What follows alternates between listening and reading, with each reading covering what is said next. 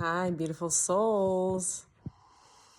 So, are you one of those people that celebrate the new year when in actuality you know that it's actually around April 1st is the new year? When is spring and things start to bloom and things start to come alive? Yeah. So, for me, I don't believe in these holidays anymore because we have been lied to about so many things. One day, hopefully, we will learn the truth of what it's really all about. But I wanted to come on here also and talk about raising your consciousness and becoming more aware of. Lately, I've been becoming more aware of my shadow self.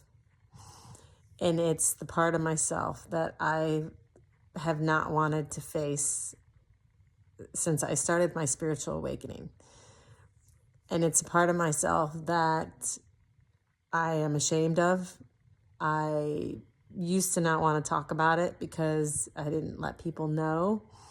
But I was suicidal and depressed most of my life, up until probably about a year ago.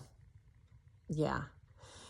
And recently, this part of myself came back out again, and I was like, what? I'm like, I'm not suicidal.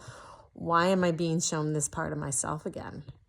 And it's for myself to love myself in that place, love that part of myself and release that part of myself and allow myself to have compassion for all those years of not wanting to be here and feeling disconnected from God. But now I know that it was my mind, it was my ego that was telling me all these things, these false beliefs, these limiting beliefs within me, that God was never with me, that I was always alone. I've never been alone, and neither have you. And I've struggled with this, and it's still hard for me I'm trying to cultivate my relationship with God now because I know that God has always been with me. And if you struggle with having a relationship with God and have always blamed God, I always blamed God. Like, why would he leave me in moments when I really, really, really needed him? Why? Why would he abandon me? And in truth, he never abandoned me. He was always there with me, helping me get through what I needed to get through. So I just wanted to share a little bit of my story.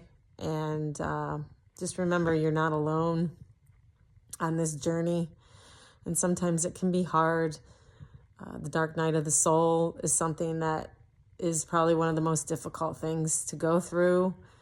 But I feel like in this year, 2025, it's going to be about letting go of all those shadow parts of ourselves and realizing that we are not our minds, that we are our soul, we are consciousness, and that is the true essence of who we truly are.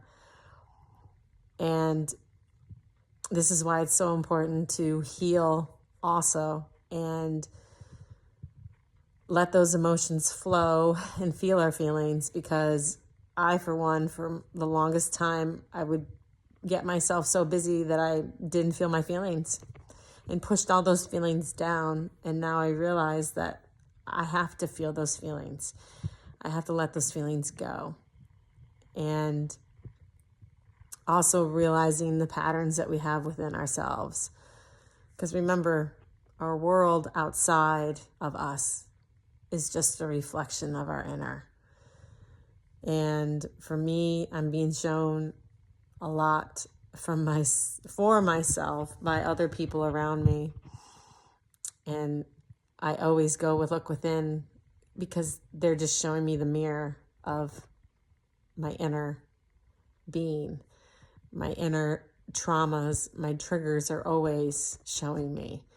And it's a blessing from God. So if you're being triggered, it's just a blessing, and you can get through it, and you will get through it. But remember to not point the finger outside.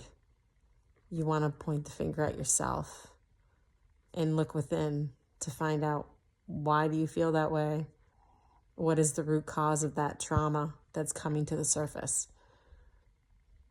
And feel it and let it go. It doesn't define who you are. I hope everyone has a blessed day, and remember to continue to be you.